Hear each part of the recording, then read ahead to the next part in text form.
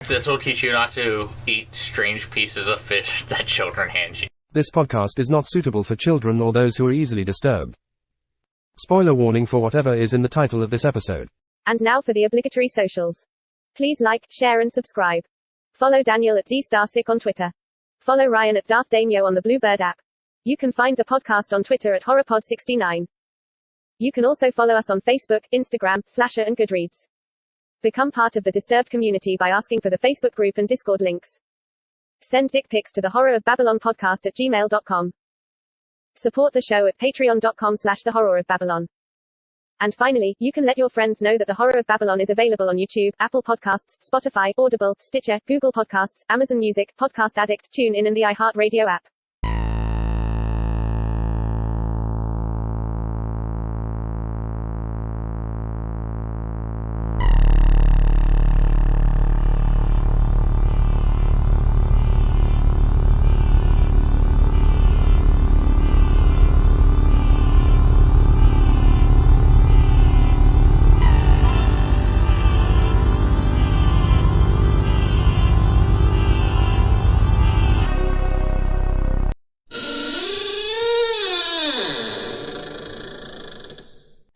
Welcome to episode 42 of The Horror of Babylon, where we are discussing 1993's Mermaid Scar. I am Ryan, and with me as always is Daniel. Say hi, Daniel. Hi, Daniel. Excuse me. And like a burp, he's here, and then he's gone again. Is Hef. How y'all doing? Good to be here. Having him with us is always a gas. Oh! All right, so before we get into the episode, I just want to remind you guys we do some gaming content on YouTube. We do have a rather intense backlog. If you have any interest in watching us play Doki Doki Literature Club, Project Cat, The Walking Dead, Amnesia, Pony Island, Mad Father, Messages, Boar Hunter, Devil Haunts Me, just go to YouTube, search The Horror of Babylon, check out our backlog, and check out those Let's Plays and live streams. And as soon as Killer Clowns from Outer Space drops, that'll probably be our channel. Yes, yes. We will be playing that game for sure. The vampire's a pure myth, superstition. I may be able to bring you proof that the superstition of yesterday can become the scientific reality of today. Jumping into background, Mermaid Scar is an OVA adaptation of the Mermaid Scar story arc from Rumiko Takahashi's manga Mermaid Saga. It released in September of 1993 on my dad's birthday, September 24th. It was directed by Morio Asaka, who also directed Nana, Chobits, Cardcaptor Sakura, and Gunslinger Girl. I miss Chobits. Yeah, I miss Chobits too. It was produced by the animation studio Madhouse, who is famous for their adaptations of Clamp manga, but they've also done Hunter x Hunter, Death Note, High School of the Dead, Monster, and Hajime no Ippo. This OVA was released in 1995 by Viz Media in the United States with a very interesting dub. I love the dub. Yeah, it's great. Okay, so let's jump into structure and themes. So this one adapts the story of Masato, who's the immortal little boy who's lived for 800 years. And he finds various women, he feeds them the mermaid's flesh, they become his caretakers because apparently he's lived for 800 years, but he still can't live by himself. Are you my mummy? My mummy? Let's talk about the different kinds of immortals that come about as mermaid flesh, because we haven't really dug into that yet. So I'm just going to kind of go over your different kinds, some Mermaid Saga lore, and then we'll kind of discuss. So you've got true immortals, like Yuta and Mana and Masato, who they stay the age they are, and they essentially, or you would assume, they live forever unless their heads are cut off. Then you have weaker immortals like Masato's mom, Misa, in this story, who is immortal, but it seems like as time goes on, mermaid's flesh, its power on her is weakening. It takes her longer and longer to come back to life. Gotta eat more of it. Yeah. And then there are people who gain immortality, but they have scars or some sort of deformment. There's Salwa from Mermaid's Forest, who has the monster arm. There's the lady with the scar on her face from like the Two-Face one where she like cuts off the face and does the swap. Does Big Eyes count? Yeah, and Big Eyes. Yeah. Like he's an immortal, but his whole body is deformed. And then of course the last one is Lost Souls. Sometimes I black out and people die. I love Big Eyes. Alcoholism is rough on some people. Yeah. So, what do you guys think about the different kinds of immortals and how they're displayed? Is it like something that you can like make clear rules about? Like this is how mermaid flesh works, and this is. I think they, like, even in this OVA, they do a good job of setting up what the rules are. Is sometimes you become immortal, sometimes you almost become immortal, and sometimes you get fucked up. I think I made a point, I think, in saying when we talked about the books that I didn't have a reason that I liked it, but I really did like the fact that there were like more than two things that happened if you ate the mermaid flesh. Like it's not just you become immortal or you die.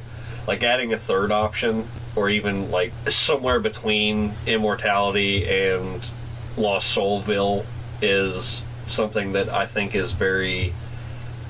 It makes the Russian roulette of doing this a lot more fun. It sits with me better. Yeah. It is less of a Russian roulette thing to add another one or two little deviancies that may just be biology or a couple other things that maybe just add a little bit of extra depth to the curse, and I think that's. And they never. I think that's neat. I think it makes it more. To me, it makes it kind of more believable. I also like that they never really explain what it is that lets one person become immortal and another person not. Right. There's still like a spiritual element to it, but like it's. I don't know. I think it's important that it has more than everyone who just is O-type blood becomes immortal. Yeah. That would have taken me out of it. Like if they would have given like a solid explanation. Yeah, but I mean, I feel it's good that we have more than just two things now. Because I feel like if it's just one or two things, Lets you speculate. it's just boring. Yeah, it's more interesting that way. Yeah. I agree. I didn't know this was Madhouse until I started watching it, and I saw Yuta and Mana's character designs. I was like, this is fucking Madhouse. Yeah, saw it. God, so pretty. Yeah, I know. I absolutely love it. They're coming to get you, Barbara. So let's talk a little bit about characters. We're not going to go too deep into Yuta and Mana. Actually, you know what? I don't think there's a lot to say about Yuta, so let's just jump into Mana. I think this was such a better story to give you. I mean, it's not like a totally central Mana story, but she does so much more in Mermaid Scar as opposed to Mermaid's Forest. What do you guys think? Yeah, I mean, she does. Yeah. She gets kidnapped, escapes, tries to save Yuta. I feel there's more emotion that goes into this storyline because it's like there's a lot more. She punches a kid in the face. Well, there's a lot more. I don't want to say like that the first one doesn't have danger in it, because it does, but this one's like danger of somebody who knows what your weakness is. Mm-hmm. So the threat is much more real. He's also very intent on using the weakness. Right, yeah, so like... It's like Luthor with kryptonite. Yeah, the threat is much more valid in this OVA than the other one. Or Lex Luthor's guinea pig with orange kryptonite. Sorry, DC League of Super Pets. I still haven't seen it. It was really good. I really need to. Except for Batman. Oh my god, I hate Keanu Reeves. He can just go to hell. Really? Yeah, he's worst Batman ever. How did Nicolas Cage do? Is he in it? I don't know. I just always assume he's Superman. No, John Krasinski is Superman. Jim from The Office is Superman, and he's best Superman. That movie. That movie had the best Superman ever and the worst Batman ever. Nicolas Cage was Superman in the Teen Titans Go movie. Oh yeah, he was. Yeah, he was. I have a special place in my heart for Keanu Reeves. I don't care how bad of an actor he is. He's like Brendan Fraser to me. I'll always give him a chance. I've literally never liked anything he's ever been in aside from Bill and Ted, which maybe isn't fair, but that's just my opinion. But that's okay. This isn't the Keanu Reeves cast, because I would never do that because I hate Keanu Reeves. And as steamed as he got with me whenever I said the Ghostbusters thing, he's over there like fuming. I'm over here just calm as can be about the Keanu Reeves bust. But just gonna smugly call attention to it. Yeah. It's called being passive aggressive. Let's talk about that fucking little kid, Masato. I love him. He's a scary little Psycho fuck. I love any time that horror or anything makes a little kid dangerous, or like a little psychopath. I like Masato. Children of the Corn. This is I think I've mentioned before, this is in contention to be probably like my favorite story from It's up Mermaid there. Saga. Yeah. And it's specifically because of him. Like, again, like I think I made it a point to be like, you know, the youth and imagination of a child inside of the wisdom of somebody who's immortal. Like how dangerous of a combination that is, and I think that's really cool. Claudia from Interview with the Vampire. I'm just thinking of kids that are dangerous now. I never watched Interview with a Vampire. Hit Girl. Yeah, Hit Girl.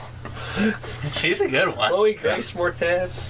She should be in more stuff. She's in a lot. Is she really? Yeah, she's been in a I ton of haven't seen movies her in lately. hardly anything since Kick-Ass 2. Oh no, she's done a ton of movies. Bring up IMDb, please. I feel like I see her in something every other week. Really? Okay, so since Kick-Ass 2, she has How long ago was Kick-Ass 2? 2013. Oh my God! So no. she did Carrie, The Tale of Princess Kaguya, Laggies. She was in Muppets Most Wanted. I mean, she's done like 20 movies since then. I mean, she's fucking Wednesday Addams. She's my in man. BoJack Horseman. Yeah. Yeah. She's been in a ton of stuff. I'm looking at all these movies. I have not seen a single one of these. So what have I seen her She was in? Wednesday Addams. Yeah. So I've seen both the new Addams Family movies, which she was in. Some of this stuff is just from Emma watching it. Like she saw the Snow White thing that she was in. I think the Miseducation of Cameron Post. I remember. I did not watch Neighbors 2, but I saw part of it, which she is in Mickey Mouse Clubhouse. If I Stay was not something I watched, but it was on in my house, and I saw her in it. Muppets Most Wanted, The Tale of Princess Kaguya, Carrie. I've seen all of those. I didn't know Carrie had a remake. It has It has two remakes. There's 2 remakes and a sequel. There are 4 Carrie movies. Fair enough. The sequel is amazing. The sequel is real good. The first remake is okay. The second remake is awful. Yeah. Is hers the second remake? Yeah, her she's not bad. I mean, she's actually, the cast is like super stellar. So you got I Julianne have Moore. a weird thing with Julianne Moore. I don't know why. Like a weird thing you like her, or a weird thing you don't. Like, I find her weirdly appealing. No, she's a good actress. So that's like, your Bela J. No, like hot. Yeah, I mean, she's I don't know attractive. why. I can't explain it, and I have no idea why, but I find her weirdly hot. Judy Greer's in it. I love Judy Greer. Yeah, she's funny. She's just funny. They're so... Like It's so funny. it's just, I don't know. That's a whole nother podcast. Okay. Okay. Where were we at? I don't Talking know. about the murderous little kid. Yeah, Masato, he's fucking messed up. He's a bad dude. Bad man. He's a bad man. I like that he basically keeps a mom as a slave. I get this. This takes me back to Interview with the Vampire, because Claudia needs 2 adults with her, because people question why there's a little kid all by herself all the time. So what I liked, I thought of something smart to say. What I liked about Masato is that he's been alive for 800 years. He gains knowledge, but he doesn't gain maturity. Yeah. He's still immature, but he's super smart. Again, it's like the imagination of a child. Like imagine a child. Like, you have all of this imaginative prowessness. Mm-hmm. There is no limits as a child, right? Everything's magic. Everything's awesome. But then you have the wisdom that goes along with years of experience of being an immortal. So again, you're talking like absolute creativity mixed with absolute understanding, and that's very dangerous and makes a cool balance. This also comes up with questions of what it's like to be an immortal, because when you're a child, your brain isn't fully developed yet. So when you become immortal, is your brain forever frozen in that state? It's just an interesting question. It is. It's a cool concept. You always have brittle bones and soft spots on your head, but you can't die. Just one swift ball-being hammer on the back of the head, and you're just done. Boom. I want to feed mermaid flesh to an infant and leave it at an orphanage. Oh my god. He just cries forever. You're a monster! That's like up there with the lady that gets trapped in like she just gets trapped in her body and stuck there. Yeah. Like, Not the gumdrop buttons! you couldn't even develop verbiage. You'd just be sitting there like in the constant state of assessing that I need fed. Yeah. And I would leave it at an orphanage. Oh man. That is a concept I never even remotely thought about. You're an awful person. Well, wait till you read my books. He's a bad man. I want to read your books. I've told Jackie I want to read your books. I'm like, when Daniel's done, I want to read them so bad. The mom. The mom sort of creeps me out in a different sort of way. She has like this desperate air about her because she totally doesn't want to die or be replaced, but sees the writing on the wall. Like Mermaid's Forest, I kind of forget the beats. Like when I watched this and when I watched the anime series adaptation of it, and she like goes to kill the kid with the scissors, I was like, oh my god, get her off the kid! And I had to think, no, wait, this kid is bad. He should die. Stab him with scissors. I love it when she bites him. Oh yeah, that's so great. I'm a hungry hippo. It follows the original storyline very well. I think it adapted it pretty well as far as like her desperation for trying to get out. Yeah. It's like, how do I get out from the situation that I've been stuck in for the last 25, 30 years? Would you serve as his mother if the option was presented to you? I mean, assuming he wanted to. You get temporary immortality as long as you I don't see myself surviving the process, so I don't think it would matter. Yeah. I wouldn't want to be immortal, but if I had to be immortal, it'd be like this, like a mermaid flesh immortality, or like, like a Tolkien elf kind of immortality where you're not truly immortal, but you can die. Like you can be slain in battle, or you can be super sad and die. I would dick slap so many more people if I was immortal, just for no purpose. I'm not kidding. I'd literally just. I would go commit some super heinous crimes and get like a 300-year sentence and then serve it. Just so they have to let me out. You'd probably outlive the prison system. Yeah, I just want to do something like that. I think that'd be really funny. You apply for parole every year for 300 years. This is my 299th I've been so good for the last 300 years. I just want to see how they respond to me not aging. I mean, you probably get abducted by the government and experimented on it at that Probably at that point, but I think the idea is They super get you funny. out of prison quicker, though. Yukie, it's got to be like, to me, like maybe the saddest That's story, so sad. and all of it. Like she's so nice, she's so sweet. She just got engaged. He finally asked me, and then Misato's like, "Hey, I got I'm this gonna for you. ruin your Wanna life." do-" Yeah. And then she turns into a fucking monster, and Yuta kills her. This will teach you not to eat strange pieces of fish that children hand you. Kill you all! I'll drive you crazy, and I'll kill you all! I'm every nightmare you ever had. I am your worst dream come true. I'm everything you ever were afraid of. Yeah, so let's go to scary shit, and I want to talk about this while I'm thinking about it because I forgot to mention it. How did you guys like the design of the Lost Souls in Mermaid Forest, and then how did you like the design of the Lost Souls in Mermaid Scar? I don't remember the base. Okay, let me hold on. I can do this. Find the girl where she transforms, yeah. Yeah, okay, so like it's big aquatic. I like this design. I don't recall being too impressed with the first one. It's much better than the series. True. See, now this one, I think, of all the animation styles, the 1991 one, I think I find the most palatable, because I feel like it really looks like Takahashi works. I like the second one more.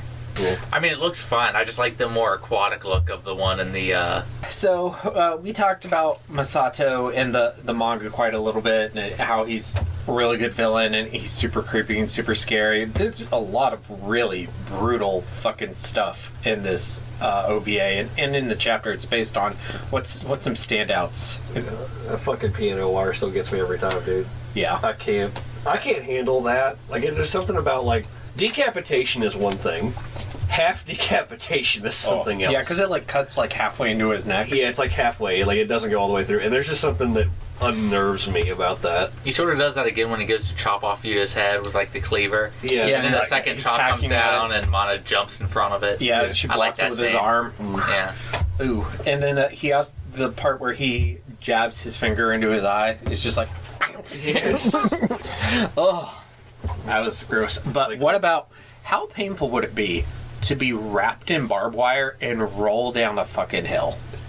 And on a scale of 1 to 10, I give it about a 9. Yeah, I mean, like rolling down a hill as an adult kind of hurts. Like, I remember I did it once recently with the kids, like rolled down a grassy hill, and I was like, "Oh man, everything crack." Oh yeah, oh my god, it hurt so bad. We're in our 30s now, and that doesn't sound great. I know. I was like, "Oh my god, I used to do this all the time as a kid." Oh my god, my leg, it hurts so much. I don't roll in a centrifugal form anymore. Now try. It's more of just like throwing a fucking stick down a hill. Now try it wrapped in barbed wire, and then you land at the bottom, and there's this guy there, and you're like, "Yo, fucking untie me now!" And he's understandably shocked. And then the stun gun was, kind of out of nowhere and kind of brutal, not so much compared to the other things, but I like how random it was. Like, you weren't really ready for it when you saw it. It's called a stun gun. It's called a stun gun. Fuck. All right.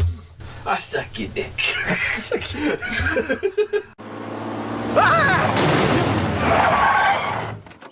Oh my god, are you Stephen King? No, I'm Dean Koontz.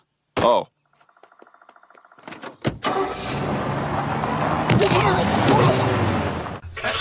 Okay, let's go ahead and jump over to Kings and Koontz. Daniel, what was your king? Mana beating the shit out of the little kid or punching him. I find it funny every fucking time.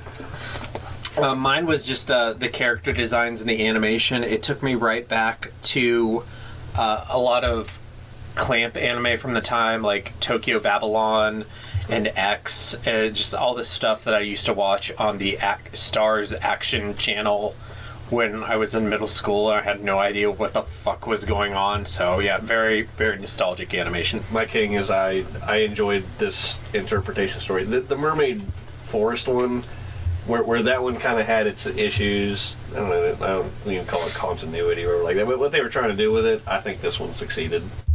Like, I found it to be a much more enjoyable short film than the other one. I still like this one more. Yeah. Yeah. And Daniel, your Koontz. In defense of the dub, so bad. I am going to say that I imagine this is a lot what it's like to have a conversation with me where you can't tell what the inflection of the voice is trying to convey. This was also dubbed in, what was it, 1995. Yeah. Anime today, like, they will rewrite the lines to match the mouth movements of the characters.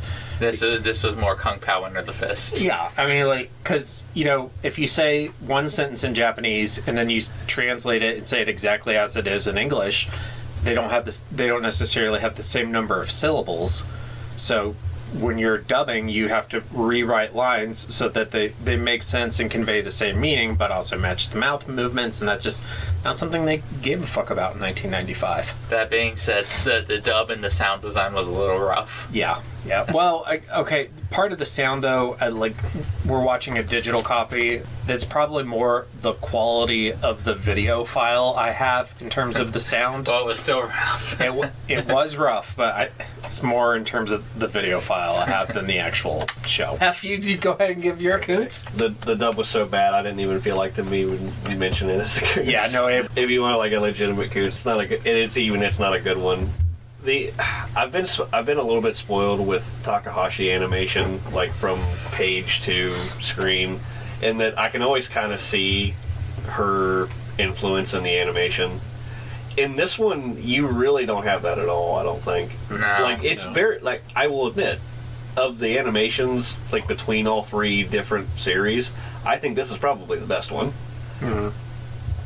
But to me, it lacked that Takahashi feel, and that's something I mean, like I said earlier, like, it looks like a Madhouse mid-90s production. Like, they have very distinct character design, specifically in the eyes. It doesn't look like Takahashi's characters. Yeah. That's my Koontz. Yeah, which is legitimate. Like, I like it because I like this specific anime style, but like, if it doesn't look like Takahashi's work. My Koontz is that Masato is a poopy head. It's a poopy head. He's be like Mana, just go over and punch him in the face. It's a big old poopy head. Okay. Rankings. This one actually goes just that horrible dub aside. I think it goes below Mermaid Forest.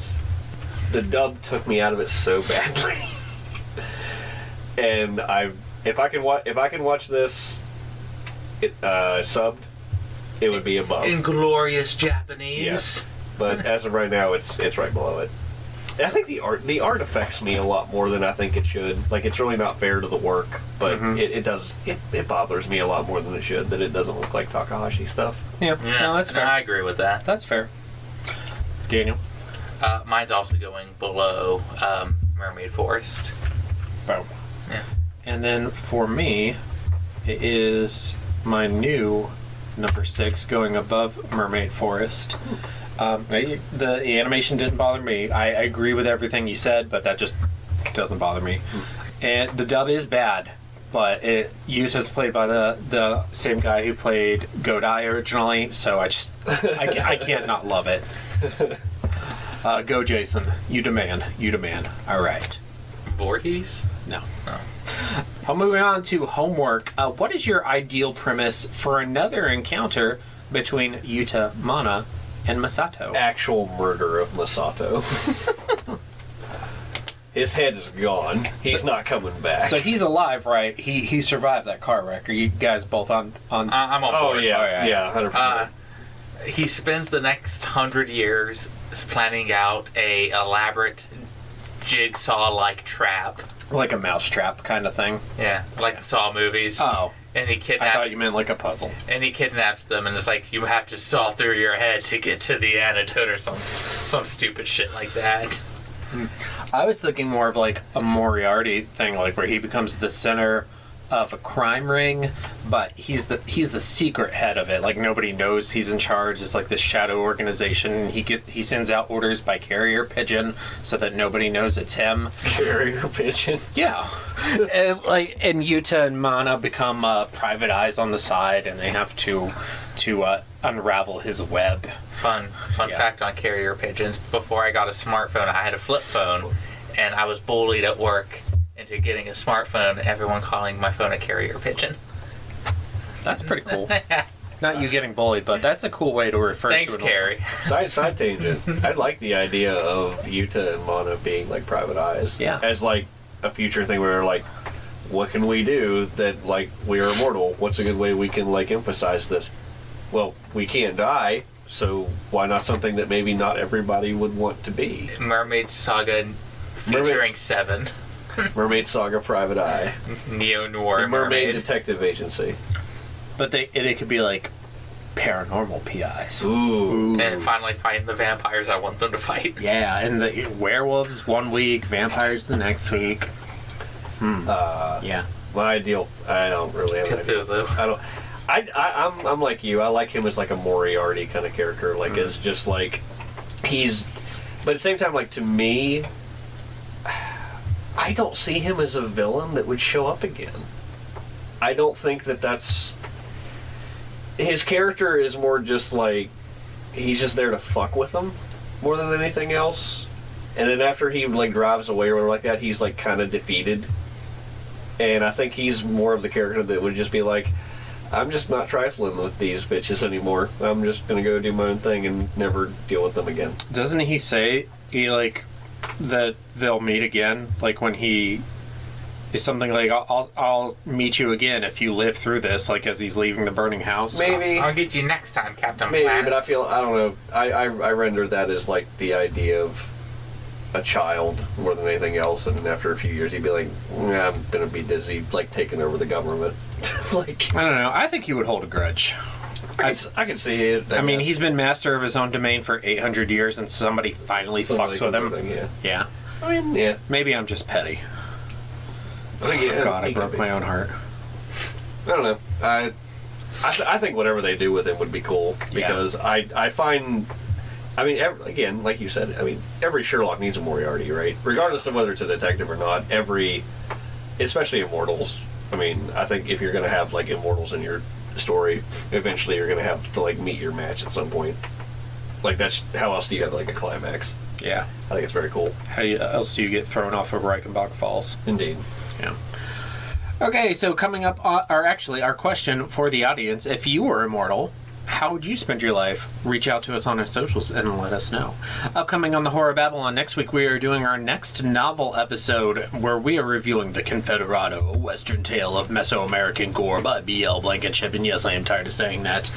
The following week, we are doing the third and final adaptation of Mermaid Saga. We are reviewing the anime series from 2003. First week of November, we are kicking off season 2 of The Horror of Babylon.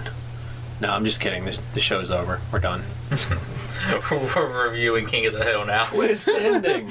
We're gonna do the Shrek rewatch podcast first. Okay. And get that out of the way, and then do the King of the Hill. You know, Okay. since we don't want to disappoint fans, Yeah. we want to do the Shrek podcast first because that's what they want. Okay. If I had to make a top 10 list of worst podcast ideas ever, Shrek rewatch podcast would not be in the top 10 worst. Of like a Like, worst what's idea. worst? Like, can you give me anything? The weekly slur, where we review slur words. Okay, I'll give you one. A podcast where you and your wife react to things to show the male and the female perspective. Okay, Yeah, that's my dad's. I've got a pretty good one. A podcast where Ryan fills us in with all of the knowledge of Middle Earth. That was our pre-show last week. Uh-huh. Now imagine that for about 45 minutes. I've listened to that podcast. There's a few of them. Yeah. I listened to the Westernest podcast, History of Middle Earth, an Unexpected podcast.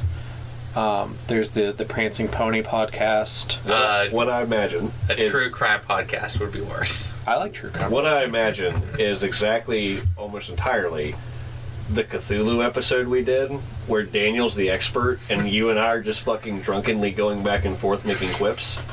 Only you're the Daniel aspect in this occasion. It's just me and Daniel going back and be like, fucking Prancing Pony, what a queer, right? Like, I could never do that because you guys just broke my heart. I'm Padme. I'm just dead. You need to be realistic, pregnant Padme, and beat us with a chair. can we get 5 months pregnant Padme beating up Anakin?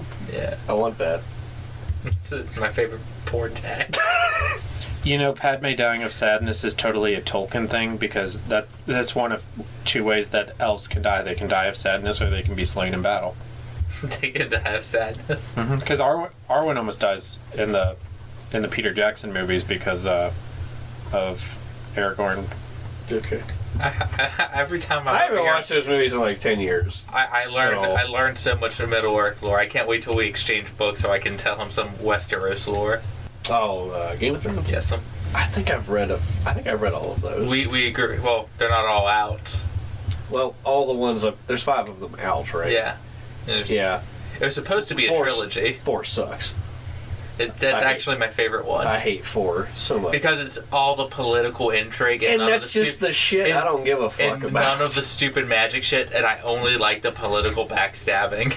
And it's just a book of all the political backstabbing. That sounds pretty good. Yeah. I just didn't. I don't know. All the characters I just could not give less of a shit about. Brienne of Tarth was like the only... Brienne of Tarth and Arya were like the only 2 interesting things in that whole thing for me. Jaime Lannister is my second favorite character.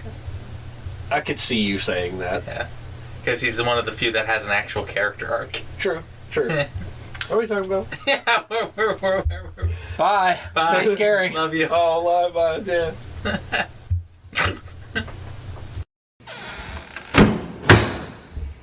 And now for the obligatory socials. Please like, share and subscribe. Follow Daniel at DStarSick on Twitter. Follow Ryan at Darth Damio on the Bluebird app. You can find the podcast on Twitter at HorrorPod69. You can also follow us on Facebook, Instagram, Slasher and Goodreads. Become part of the Disturbed community by asking for the Facebook group and Discord links. Send dick pics to the Horror of Babylon podcast at gmail.com. Support the show at patreon.com/the Horror of Babylon. And finally, you can let your friends know that the Horror of Babylon is available on YouTube, Apple Podcasts, Spotify, Audible, Stitcher, Google Podcasts, Amazon Music, Podcast Addict, TuneIn and the iHeartRadio app. Stay scary.